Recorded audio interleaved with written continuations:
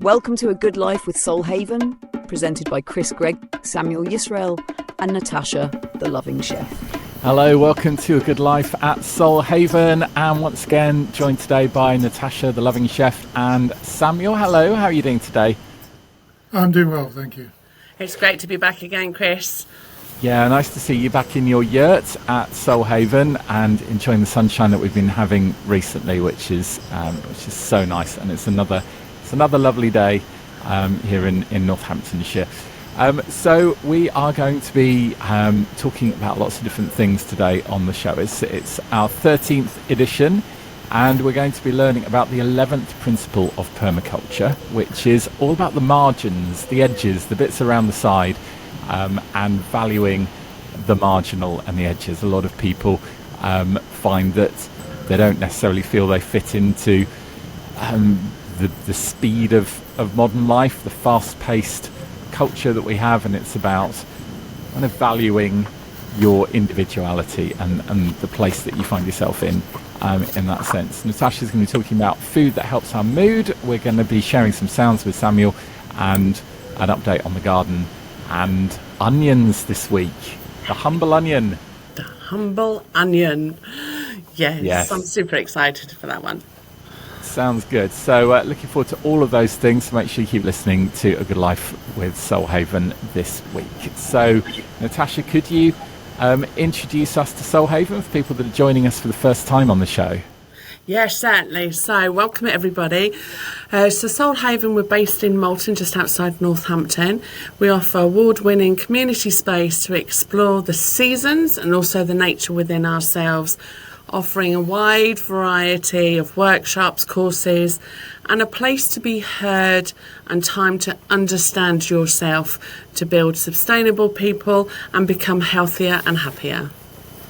Amazing. And you do lots of stuff there with workshops, courses, and just helping people learn a little bit more about how they fit in with nature. Yes, absolutely we do. We're at one with nature, and we're connected all around nature. And it is absolutely phenomenal as we go, obviously, from spring into the summer and the sunshine today. So, yeah. Yeah, and what better place to enjoy nature than out in your beautiful yurt, in the garden, in the sunshine. Just feel it. It must be a lovely, peaceful place on a day like this. It's absolutely gorgeous today. When we first sat in here, we could hear the birds all singing, and it was really beautiful. Yeah, you can hear them now. There they are. Yeah, I love the sound. Right on cue. Yeah, I think that was just a pigeon, but I just love the sound of all the different birds. We've actually got an app now on the phone where you can walk through the woods, and it will identify all the different birds that you walk past, and it will say, "Oh, that was a woodpecker that you just heard," and kind of spot them. Kind of like where you tag music. It's really clever. Oh, it's amazing the different birds that are there that you wouldn't. And once you start recognising the different bird songs, and you'd be like, "Oh yeah, I know that was a blackbird. Spotted that one. That was a sparrow," and yeah, they're all there. So I recommend that. Oh, okay. Excellent. So we're going to get started with the 11th principle of permaculture now. So Sammuel, could you introduce us to Permaculture Principle number 11, please? Yeah, so this is the principle of using the edges and valuing the marginal, honouring the edges within ourselves and creating places for belonging. Because often, people who are struggling with mental health feel that they don't fit into, this fast pace. And in permaculture, we really look at where things meet. So think about where the edge of the forest and the meadow are where the most biodiversity is. These borderlands which have a rich diversity, and that's often true in life. That round winding river, a river edge is teeming with life, sort of dragonflies and reeds and birds, and that's one of the things that we saw in Soul Haven when we introduced the wildlife pond, was just the increase in wildlife that brought, because we did a art session where we were focusing on the newt, And newts actually hide most of their life in the undergrowth, in the edges, and you only see them really in the water during the mating season. And, newts are amazing, aren't they? yes. And there's so much on the riverbank, as you say, like the different creatures. It's not just all about the fish. It's thriving with life all around the edge, and the plants and the animals and the water lilies and even the pondweed and everything that you get around the riverbank. It's just such a complex ecosystem. Yes, and recently I had an operation not so long ago, and I'm recovering at the moment, and that's kind of this in-between time of I'm not at work, I'm not doing what I normally do, so there's a bit more space. I'm outside of my comfort zone. Things are changing, so that's a prime opportunity to look at where I am, and it is uncertain, it is uncomfortable, but these edges are that moment for creativity and growth and healing. I guess it's the point where you really take stock of life and everything, when you've been through something that's been a big life experience like your operation, that you really start to see things in a bit of a different way and kind of puts things in perspective. Yes, absolutely, and that's really true to we're thinking in ourselves. In mental health, these edges, maybe you have anxiety or grief, things that often we push aside or we push down, and that's really true for me. That a lot of things that I've pushed aside or I've pushed down, and I've not allowed space, and in this time some of those things have come up, and just realised that I haven't dealt with some of those things. These parts of myself that I've avoided or I've hidden from, and these are really areas where there's a huge opportunities for growth and realisations. Yeah, I think it's important not to see them as weaknesses, but as opportunities to understand yourself a bit better, and really just to flag up what's going on beneath the surface of things that you might not even have noticed normally. But sometimes when things come to a head, we're a lot more conscious of the little cracks starting to appear in different places, and then you can go at them with some kind of sticky tape or whatever you need to do to fix it. Yeah, and that's often, within society there are people who may be quieter on the edges of your social environments, and it's important not to have people feel like they're neglected, to give them that space, their voice, that their perspective has impact, it has meaning. And we, in Soulhaven, we use a circle of voice, which is giving everybody space to speak, waiting for those quiet ones to be able to voice and encouraging them to speak if they want. Yeah, I think it's often difficult in those group situations, if you're not the most extrovert person, to have your opportunity to be heard, because sometimes other people dominate the conversation, and it's good to, like you say, just to give everyone their moment to have the spotlight and be able to talk about what's on their mind. So yeah, it's a good way of doing things. Yes. Yeah. So what are some of the other things that we can learn from this permaculture principle about valuing our edges and our inner edges as well?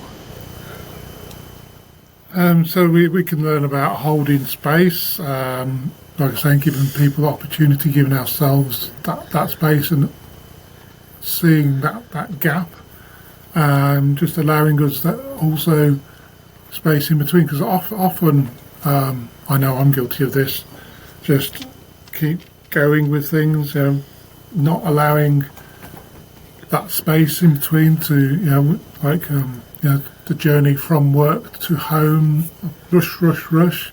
That's maybe an opportunity to relax, even meditation, with some music, something that will relax you, using that time with purpose and not being enjoying the journey and not always being in a rush to get to the next point. I think that's a very important thing to try and do, because a lot of the time I think it's good to allow enough time for your journey that you're not stressed, because when you're late for an appointment and you're stuck in a traffic jam, it's not a very relaxing experience. But if you've got plenty of time, then you can enjoy. Like if I'm doing helping somebody with their wedding, I like to try and get there nice and early so that I can just enjoy the venue and just kind of walk around, eat some of the food, steal some food off the buffet table, enjoy the nice toilets, and just feel like you're nice and relaxed when you get there, rather than leaving it all to the last minute.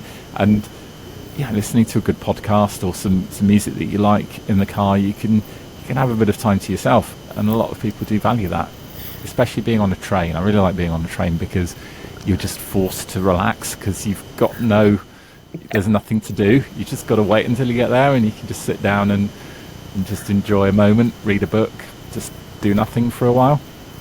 So I'm a big fan of relaxing on journeys. Obviously not too much if you're driving, but keeping mindful. Okay, that was really good. Thank you, Sammuel, for enlightening us on Permaculture Principle number 11, using the edges and valuing the marginal, honouring the edges within ourselves and creating environments for belonging. Now we're going to come on to food now, which is my other favourite subject, and Natasha is here to talk about that today. And we're talking about food and mood, which rhyme, and probably there's a good reason why they rhyme, because they're so closely connected, aren't they? Yeah, absolutely they are. What goes in absolutely affects not obviously the physical body, but also the mental body as well. And I know last time we were with Chris, I spoke about all the things that really we could be cutting out, or could be affecting our anxiety, our depression, our mood in total. But so today I'm going to share with you some of the foods that are actually really good for you to help your mood and feel a little healthier and happier and a little brighter, and also connected with oneself as well. So gosh, this is great, because we've got quite a long list of these foods, so this is brilliant, because we're going to have lots of variety of these incredible mood boosting foods. Yeah, absolutely. Get your pens and papers out and definitely write these down, because they actually really do help. So we've got leafy greens, things like spinach, kale, Swiss chard is always good. The high in folate, which helps produce serotonin and dopamine. And they're the happy chemicals that happen in our brains. And it really does make a lot of difference. The leafy greens are magnesium rich, which low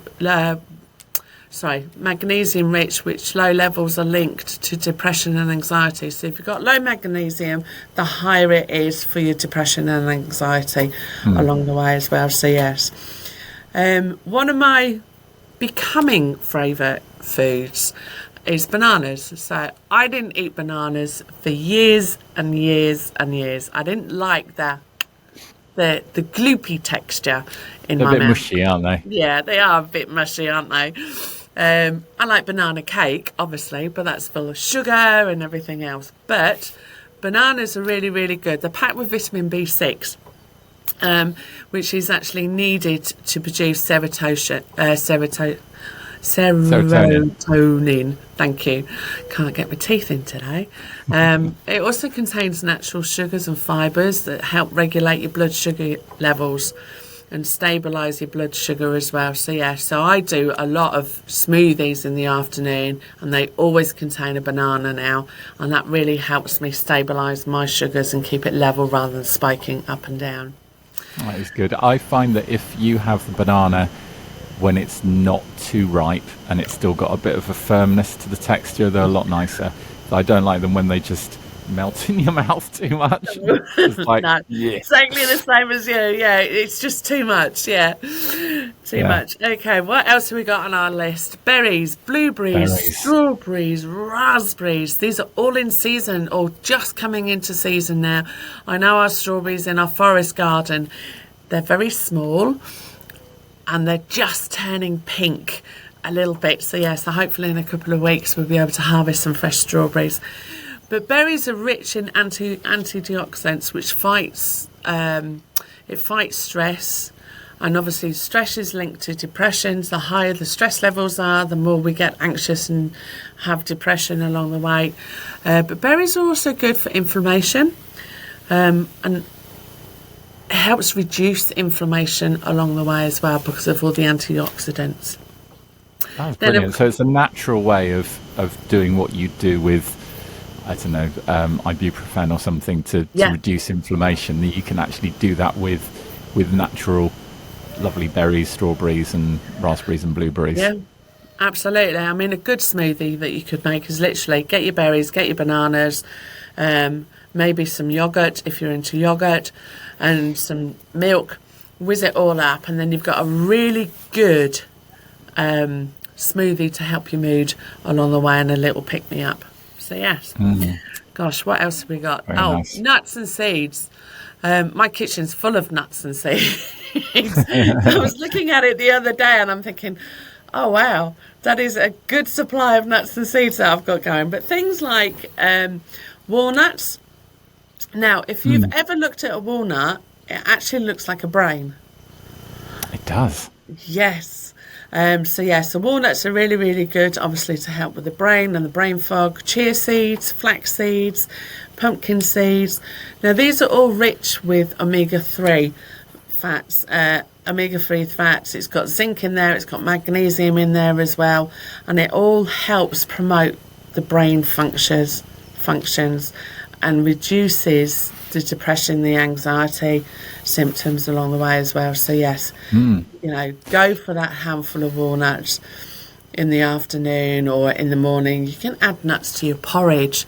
Gosh, when we eat porridge in the morning, flaxseed obviously goes in there, chia seeds goes in there, we put banana in there, we put berries in there. So really try to be more conscious about what it is that you are putting into your food as well. And I think the nuts and the seeds add a bit of texture as well, because if you're eating yogurt with berries mixed in, it can be just very bland, and when you've got something to chew on, that it just makes it a bit more interesting.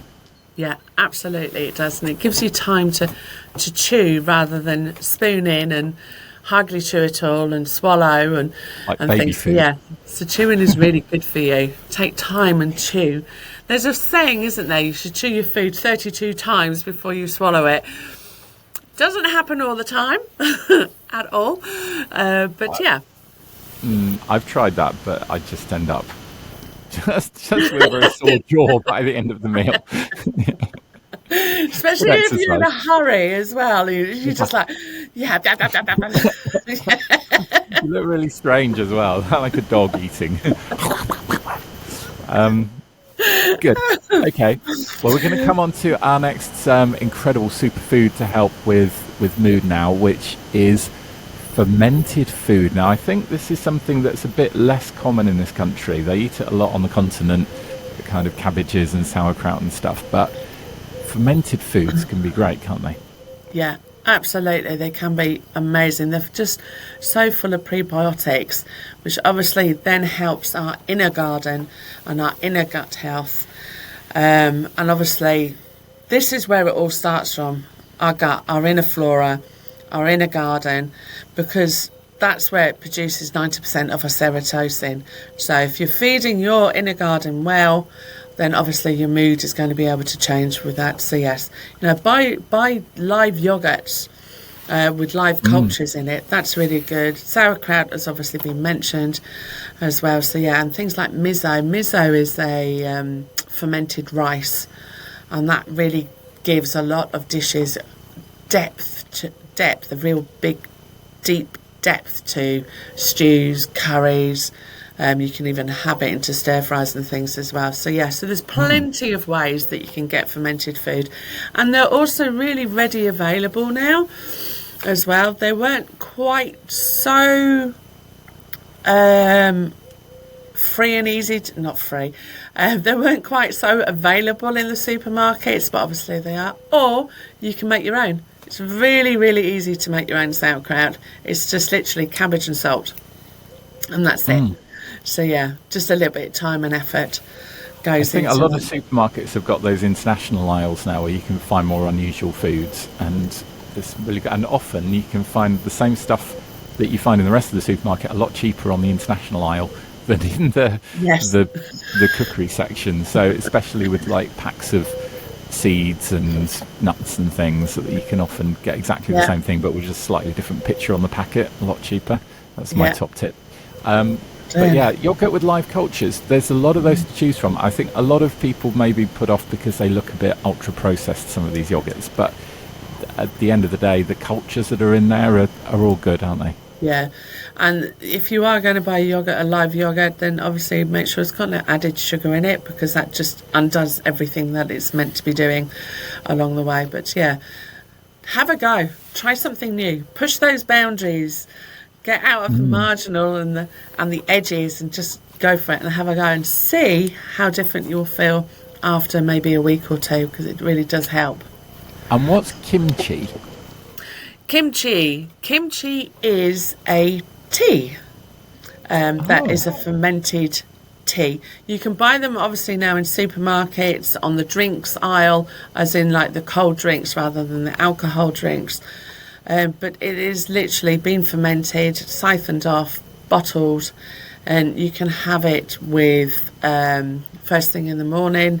And it's meant to really help, like I say, feed your gut, feed the inside garden along the way. And you don't need much of it either.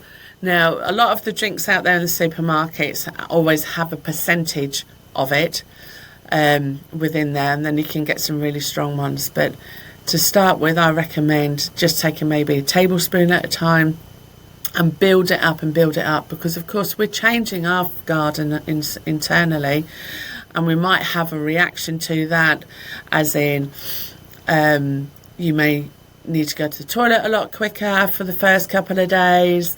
You may have a little breakout of spots, but introduce these things slowly and gradually, and then your body gets used to it over the course of time. That's such good advice. And you hear a lot about oily fish as well as being really good for you. Is that also good for your mood? Absolutely it is. So things like your salmon, your sardines, your mackerel, they all contain the omega-3s, and obviously, like we say, that contains a lot of omega-3 to help your brain and your brain structure and your brain function along the way as well. And then, this is my favourite one. Okay. This is like giving me permission to eat chocolate. So dark chocolate. Dark chocolate is actually healthy for you as long as it's over 70%. Or higher, because it contains the compounds and boosts the serotonin and the endorphin levels as well. It's got antioxidants in there and iron. So I am definitely, listen out, I am not telling you to eat a whole bar of chocolate, but I am saying maybe like a little square of dark chocolate a day, which has got very minimal sugar in it. Obviously, I don't eat dairy chocolate, but the darker, the bitterer it tastes, the better it is for us. I mean, it's tempting to go like 90-95% dark chocolate, but those can be very dry. I find that 70% is a good kind of balance between not enough and so much that it's quite difficult to eat. But if you're only having like a little square a day, then a 95% chocolate is very rich and delicious. But you maybe need to build up to it, just get a taste for it. Yeah, definitely, because it's nothing like your normal confectionery chocolate that you find along the supermarket aisles and garages and things. So yeah, but try it, give it a go. Yeah, that's a very good recommendation. Okay, we've got a few more. Whole grains. Obviously, everybody knows that those are good for you, but they're also good for your mental health. Yeah, absolutely. Things like oats, quinoa. Quinoa's now almost like the in thing to do as well, and brown rice. They provide slow-release complex carbs, so it helps maintain the balance of the sugars and the energy within, and it also encourages the serotonin production along the way as well. So start thinking about brown rice, brown pasta, oats. You get these cartons of like quick oats or quick porridge that you just add water to in the supermarkets. Obviously, that's quite a processed food, and it has different preservatives in there and additives in there. So if you're going to go for oats, excuse me, then maybe a flat rolled oat, and you can always soak it a little bit because it's a little bit more difficult to digest.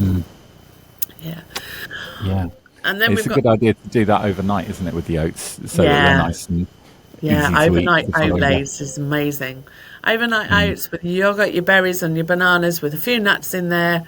Pop it in the fridge overnight, get it out, and it's good to go in the day. So yes. So we've got two more left. Two more, okay, go on. Two more, yeah. We've got legumes, which obviously is your lentils, your chickpeas, your black beans, and all of the bean area along the way. They're rich in iron, they're rich in fibre, rich in the vitamin Bs, which is essential for the neurotransmitter function and your energy levels as well. So so try and get them into your diet. Things like hummus is really good for you, because that's obviously the chickpeas. Maybe try a lentil curry or a lentil burger instead of your normal burgers and things. So just try and introduce them and see how different it actually feels after a week, 10 days. Discover your sense of hummus. Yeah. Yes.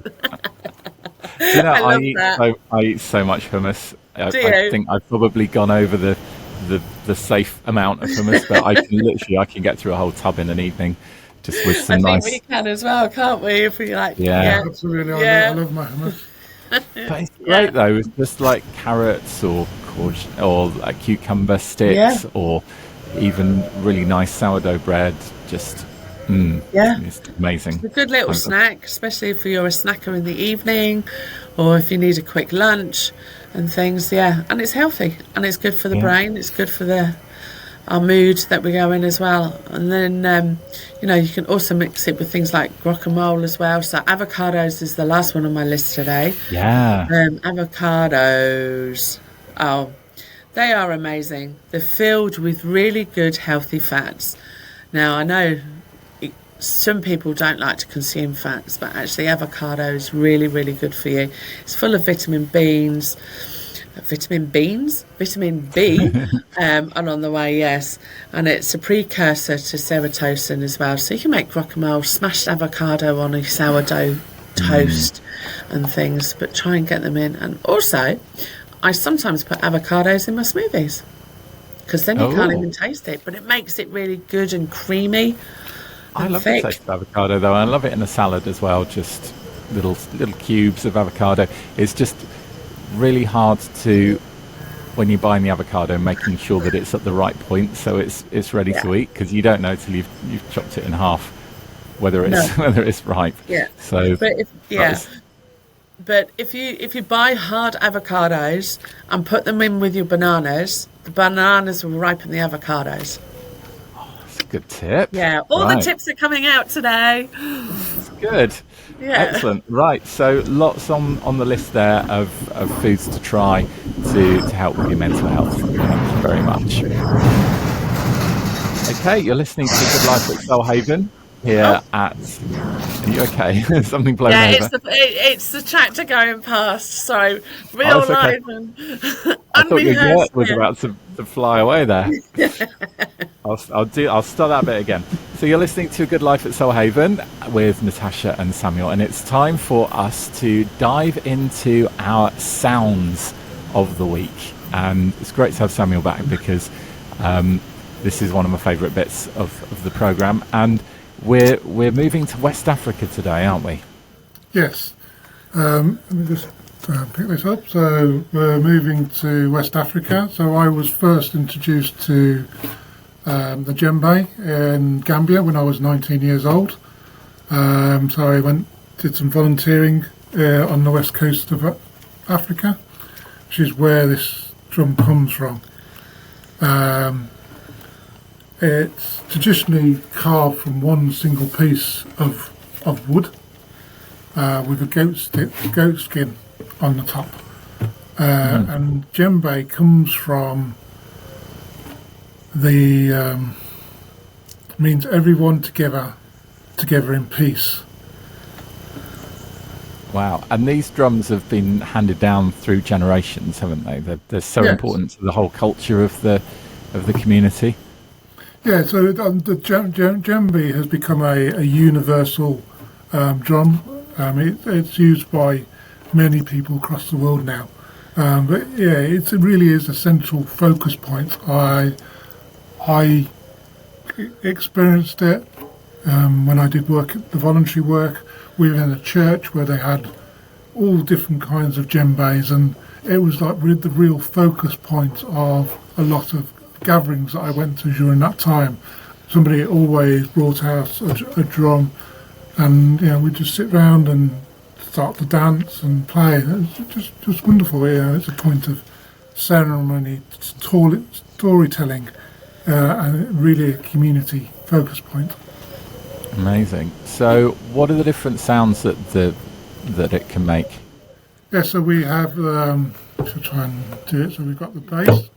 That needs tuning actually, which is in the middle, and then we've got the tone, which is on the edge, and then more of my hand.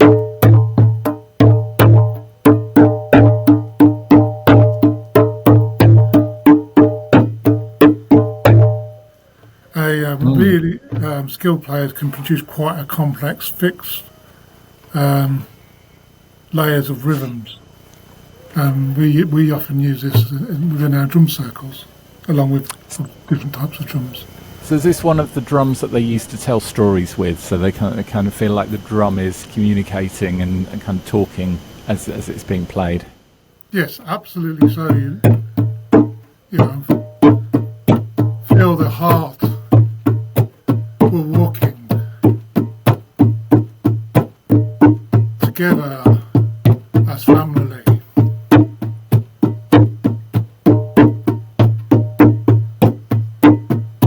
Together we move. Together.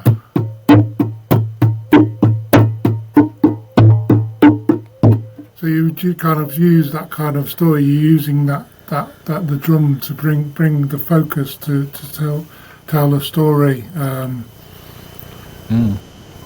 So you'd use it in drum circles a lot? Yes. Yeah, we use we have djembes, maybe a frame drum, but yes, we use it quite a lot. Amazing. And what are some of the other times that it's used? Can it be used in schools and therapy sessions, things like that? Yeah, so like I say, I first experienced it in a church, where it was the main focus point of the music. So it was drums or clapping. Wellbeing retreats, community projects. It really, the art of drumming gives that release. That you get that the endorphins rise as you play. And it reminds us, this heartbeat, that the rhythm is universal. Like I say, many people across many cultures use this type of drum now. It's not just West Africans who use it. It's used by many artists and many people, so it's become quite, over the centuries, become quite widespread. Amazing. Can we hear a little bit more of the drum being played? Yes, of course.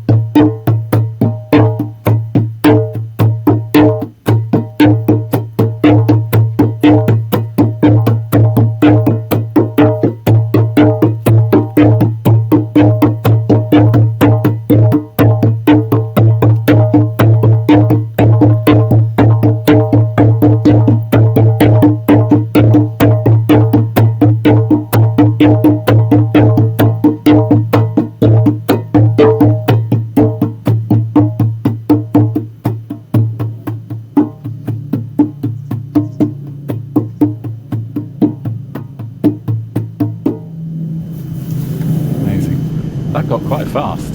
That was making me feel slightly anxious in the middle, but then it calmed me down again at the end. Does it feel different playing it there in your yurt outside in the garden, kind of in that setting, than it does when we're in the studio and it's kind of a bit less relaxing?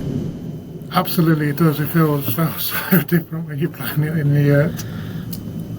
You've got more of an echo here. It feels more natural to be playing it here. Yeah, oh, it's lovely. Thank you for sharing that with us, Sammuel.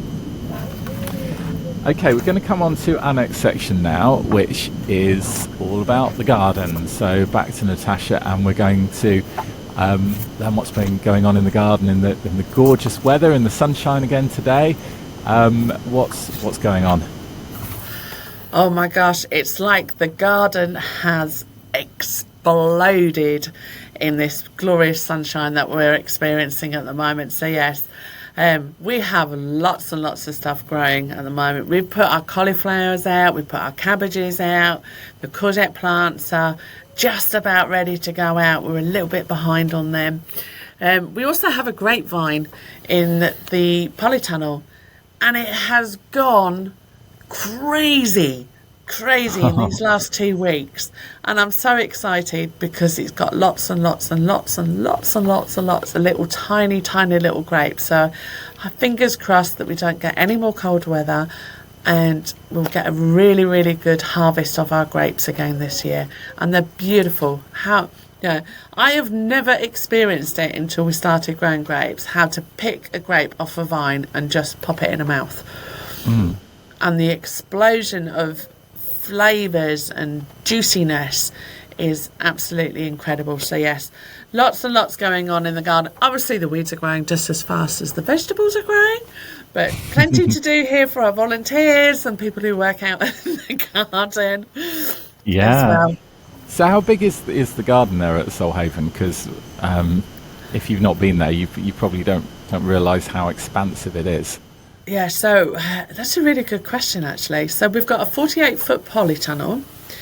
I have no idea what that is in metres. Sorry, old school here. It's about what? 13 metres long. 13 metres, there you go. Sounds about right. Yeah. And then for the garden, what would you say, about 3/4 of an acre? Yeah, it's about 3/4 of an acre. It's not a small plot of land. It takes quite a lot of work to look after. Yeah, but we overlook, so although we're based in Moulton, we're based right on the edge of Moulton, so we're actually based on an 80-acre farm that we have a little corner section of 3/4 of an acre of. So our views, if I was to point over that way, if you walk out the yurt, you're actually looking over farm meadows. We've got sheep out there, which the farmer does. We've got cows out there, which the farmer does. But we see such glorious sunsets out there and sunrises. And it is really just a little piece of paradise away from the normal world that everybody lives in and experiences and things. And every time anybody comes, they go, how did you do this? How did you find it? So yeah, it is really a true little safe haven tucked away on the corner plot of Moulton along there. But Chris, you're going to have to come and do a radio station up here. I don't know why I'm not there with you. I can't think of any good reason why I'm sat here not in paradise and you're there in your lovely yurt. But yeah, it sounds lovely. And I think it's your hard work that's turned it into that, though, because you could take a plot of land and do lots of different things with it, but to make it that lovely, that's a lot of hard work. So yeah, it is. But it's got a lot of character in there because it's just not Sammuel and I. We've had many people work within the garden. So Sammuel mentioned earlier about the wildlife pond. That was actually over 40 people putting their own input into it. Although we do here's an idea. We would like to have a wildlife pond here. we then are open to suggestions of how that looks, what plants we want to put in there, what shape did the pond want to be. We have different groups of people, some of them over from Rushden Rehabilitation Centre and Rehab Home. They dug the hole, and that's 12 people instantly whilst they were digging the hole.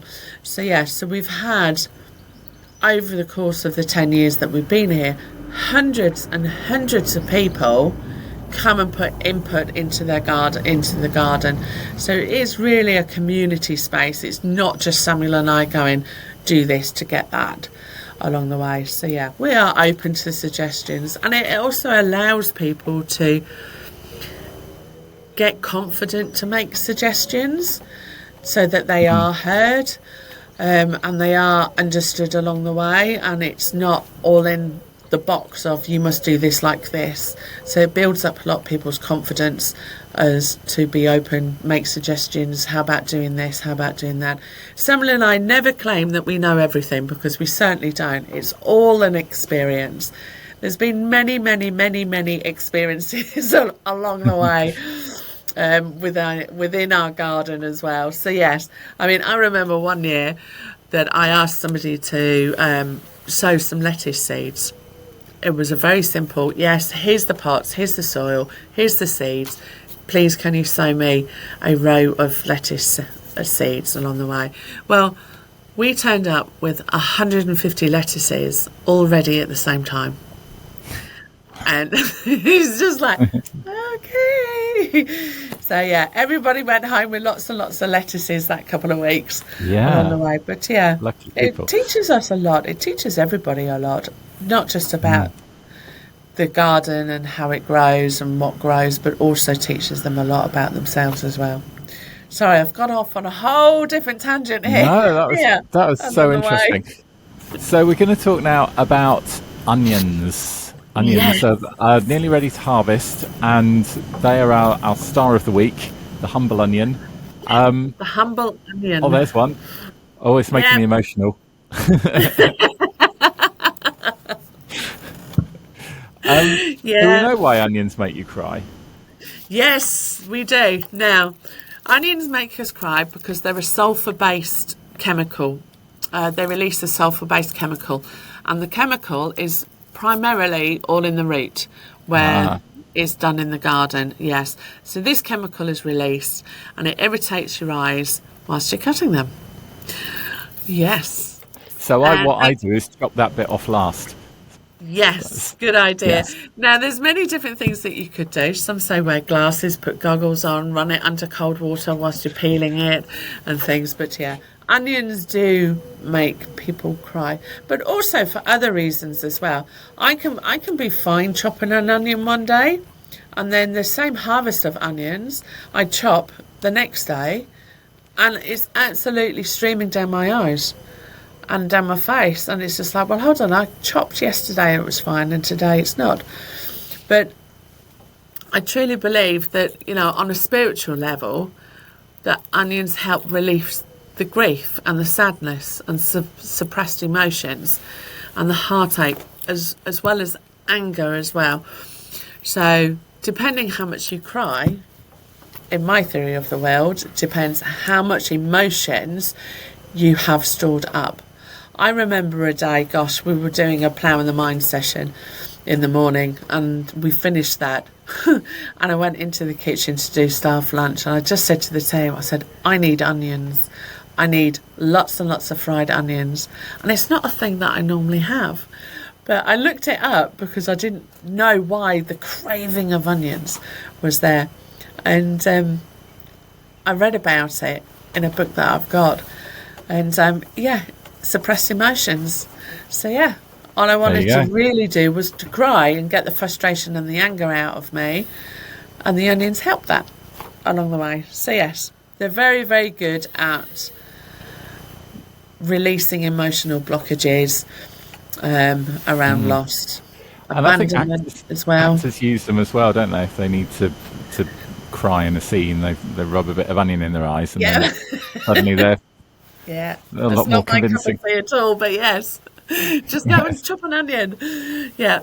But onions are really good for many different reasons as well, for the healing of onions. They're antiviral and antibacterial. So they kill the viruses, the bacteria, and also the fungus as well. So if I dare say it, back in the day, 5 years ago of COVID, I was quite bad with COVID along the way. And I had a very dear friend said to me, boil up a load of onions, as if you were making like French onion soup, but just boil sliced onions for about 2 hours, let it cool down, and then drink the juice. Because it helps remove phlegm and it helps you stop coughing and things, and it actually worked.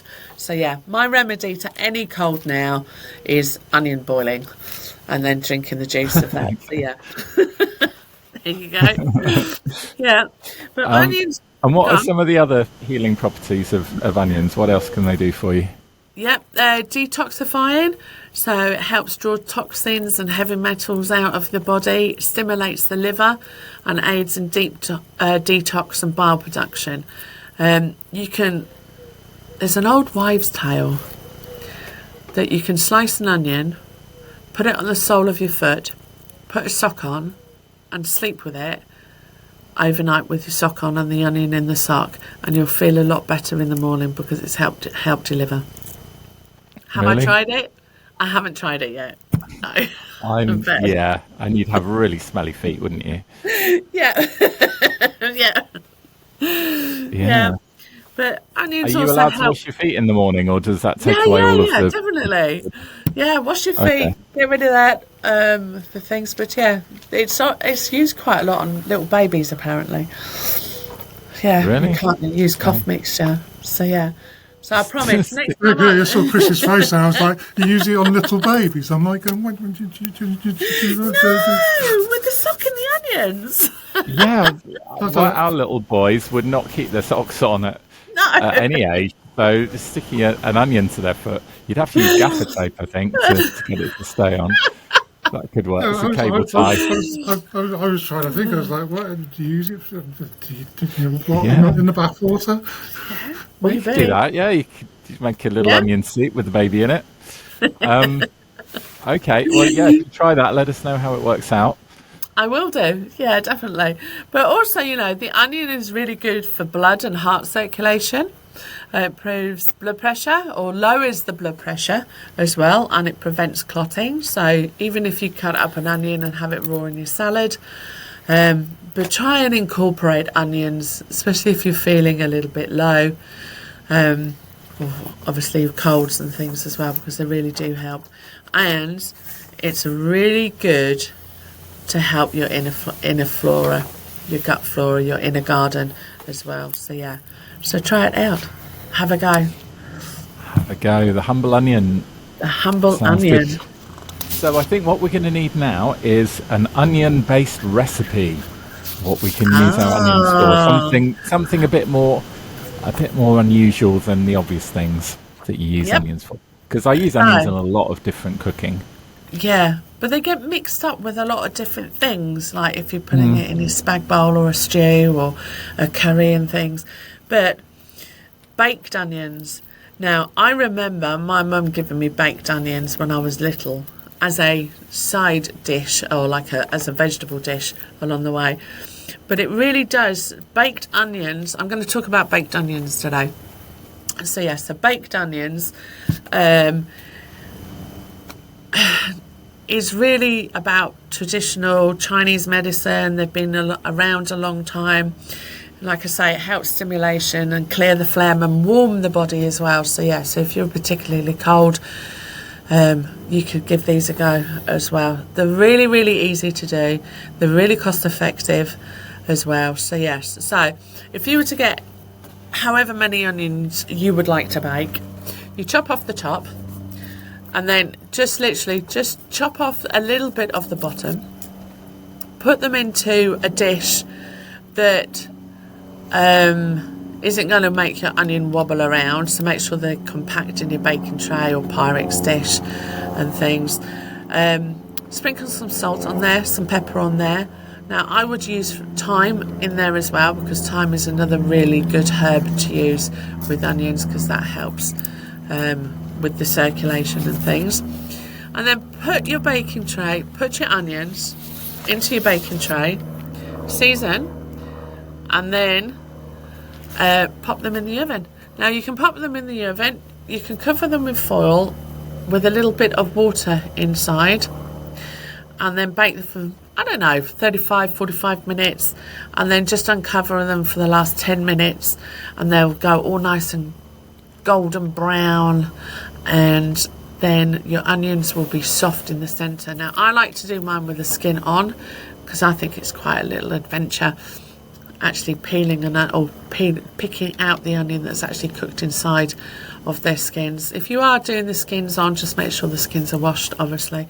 But yeah, absolutely delicious, particularly good with a roast dinner or a Sunday dinner. You can eat them cold with your cheese and things as well. So yeah, I do ours with sausage. So we have baked nice. onions with sausages and, I don't know, cauliflower mash or your normal mashed potato and things. So yeah, it's a nice easy one, but it has come very much, it's an old-fashioned recipe, particularly from your traditional Chinese medicine along there. So yeah, give it a go, give it a try, have a see. It sounds really tasty. I think I'd probably do it without the skin, so that the outside would go all nice and caramelised, and you could eat that, because that sounds extra tasty with all the herbs on and everything. But yeah, yummy. Could you stuff them like you do with like a stuffed baked pepper?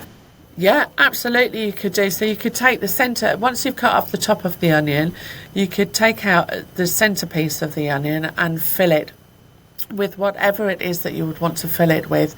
Gosh, I'd probably fill mine with maybe maybe like a little bit of rice. I'd probably put some mixed herbs, some garlic in there, because I love garlic. A little bit of turmeric maybe in there, or you could fill it with mince. I would fill mine with soya mince in there, and then put the seasoning on top. Yeah, it's endless. With the humble onion, it's endless. You've managed to make my mouth water once again, so thank you very much. That makes me hungry. I need to do these after lunch, I think, because it's just making me too hungry. Yeah. Right, well, thank you very much for that, Natasha. That's almost all for this week, but we do have to pick our cards for the week, and you have the cards there with you in the yurt. Samuel's got them. Yes, we have them right So here. you'll have to choose a card on my behalf again this week. Pick a card. Actually, Chris, give us a number between 1 and 72, and we'll count the card, and then you've chosen 71? No, you'll be there all day. Let's go for number 10. Number 10. Drum Whenever roll. you're ready. Talk amongst yourselves. Okay, here we are. What is it? Oh, We can't. Tension. tension. Is that backwards? I can't. Yeah, That is attention. good. Yeah, So, attention. This is something I'm working on a lot with my 4-year-old, because he gets distracted so easily, and we're always telling him to just focus and pay attention and not get distracted, and it's very difficult.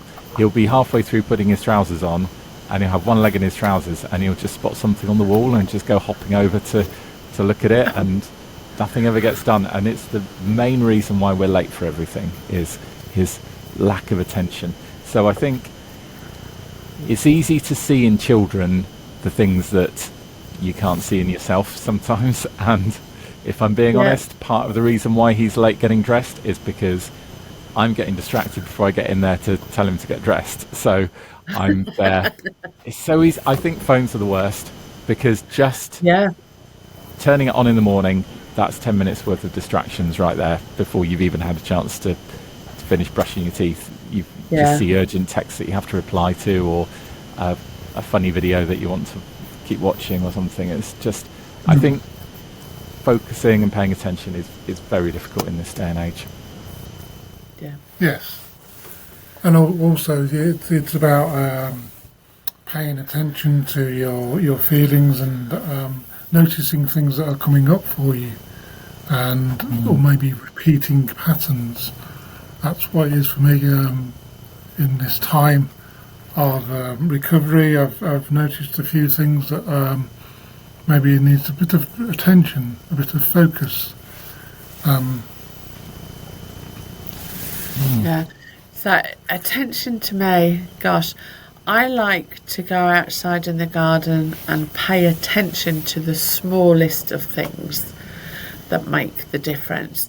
I went through a whole phase of taking abstract photographs of little tiny things, or the attention to the detail of a leaf and what does actually a leaf look like, because in our busy worlds, oh yeah, it's just a leaf. Oh no, the leaf has just fallen off. Oh, I've got to pick that up and sweep that up and la la la la. But paying attention to the small things brings us back to present. It brings us back to the here and now, and also to have the gratitude of every creation. You know, whether it's a human, whether it's plants, whether it's attention to how a raindrop drops onto your car after a long time when it hasn't rained, and what does that splodge of raindrop look like? Yeah, it's an interesting card this week. Very well picked. Yeah, well, yes, I'll take full credit for that by choosing that number. But yeah, you're right, there's so much more to it, and paying attention to yourself and to the details in life is just so important. So thank you very much for that. Well, that is almost all for this week on A Good Life at Soulhaven. Thank you very much to Natasha and Sammuel for joining me live from your yurt at Soulhaven. And all being well, next week we're going to be catching up with Gareth, who was here a couple of weeks ago. Brilliant Gareth. And he's back in Spain now, but we're going to see if we can do a Eurovision international link up with Gareth and see what the Spanish jury has to say.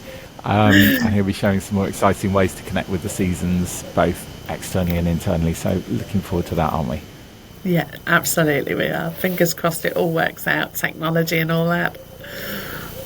You never know. But yeah, Spain's not so... I think they've got the internet in Spain, so hopefully that'll be fine. But I think that's going to make me very hungry as well when he starts telling me about all the lovely food he's been eating and the gorgeous weather over there. So yeah, although it's not been so bad here either. Right, no, thank you very much for your time this week. It's been a pleasure. Thank you ever so much. We'll catch up again next week. Yeah, take care. Have a great couple of weeks.